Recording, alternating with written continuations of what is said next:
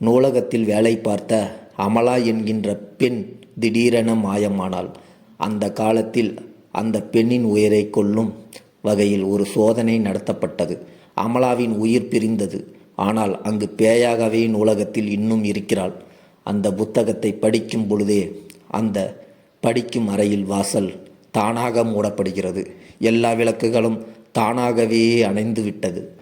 அங்கு திடீரென்று அதே பச்சை வண்ண வெளிச்சம் தோன்றுகிறது. அங்கு ஒரு பெண் தயவு செய்து என்னை காப்பாற்றுங்கள் என்று, என்னை வெளியே விட்டுவிடுங்கள் என்றும் பயமுறுத்தும் வகையில் கதறுகிறாள். ஆதித்யா பயத்துடன் உடல் நடுக்கத்துடன் யார் என்று கேட்கிறான். நான் தான் அமலா. என்னுடைய ஆத்மா அந்த புத்தகத்திலேயே அடைக்கப்பட்டுள்ளது.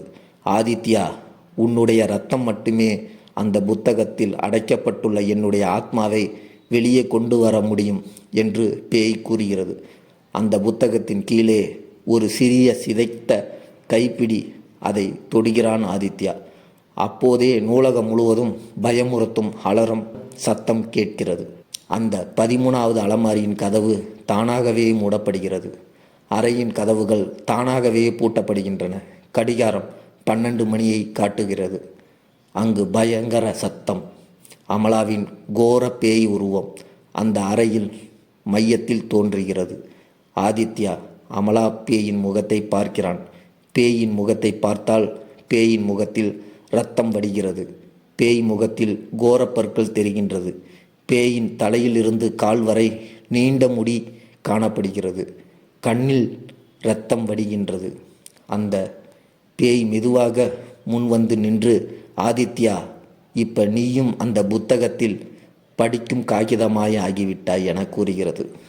அடுத்த நாள் காலையில் நூலகத்தின் வாசலில் ஒரு புத்தகம் கிடைக்கின்றது. அந்த புத்தகத்தின் மேல் 2 வரிகள் எழுதப்பட்டிருந்தன. அந்த வரிகள் என்னவென்றால், அந்த புத்தகத்தில் அமலா மட்டும் இல்லை, இப்பொழுது ஆதித்யாவும் தான்.